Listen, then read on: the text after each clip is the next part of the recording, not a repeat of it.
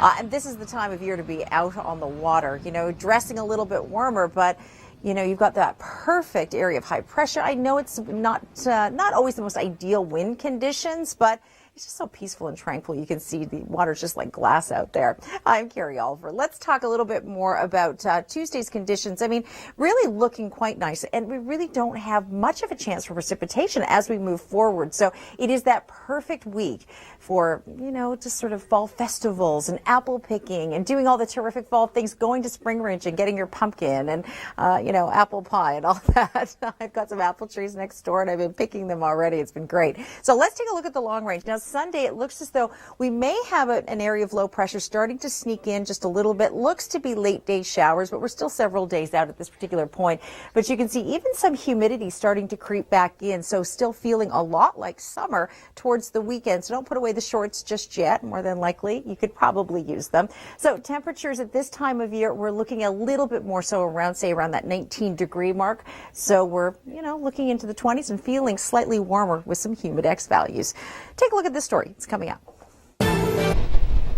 Well, we do have a big system moving in across the prairies, mostly rain, but a little bit of snow. And I'm going to show you that in just a couple of moments. But for us, it's going to be a stellar evening, and we've got such a spectacular forecast. Don't you love today? It's beautiful sunshine now. Heading to Canmore, and this is pretty typical for this time of year. We've already seen that dusting of snow at the alpine levels. And you know what else we're seeing? Yes, the salt is arriving at the Portlands. Yeah, east, just downtown, just out of the downtown core, or just a couple of kilometers or so. And it's already ready, packed, and I guess ready to distribute. I know, sort of a sad sight, isn't it? But this week, you couldn't ask for a better week. Maybe you want to go to the Niagara Wine and Grape Festival, or perhaps, just go wine tasting. I mean, just so beautiful. Colors, just starting to see some now. But temperatures are seasonal, and this is what we have to look forward to right into the weekend. You might even notice a touch of humidity towards the weekend. Wait, coming up, we'll tell you why climbing on it isn't a good idea. When Canadians are choosing a wine for dinner, more and more of them are choosing the grapes that are growing right here in our own backyard. We grow some of the best grapes in the world. Canada actually produces in the Niagara region some of the most, best noted wines, award-winning wines that go head-to-head with some of the best Australian, European, South African, and even some Californian vintages are up against our Canadian wines, and we're doing so beautifully.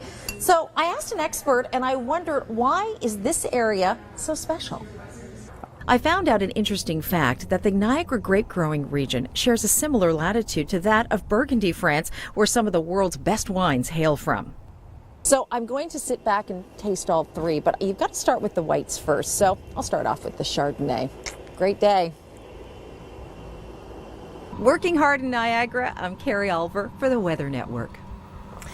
I'll tell you, that was a lot of fun. And the Niagara Wine Festival is going on, and there's some great tribute bands that are happening. Tragically Hip, U2, the Beatles. You really got to head down there. Okay, we want to say thank you to you for participating and sending us your video, your pictures. Well, have a look at this.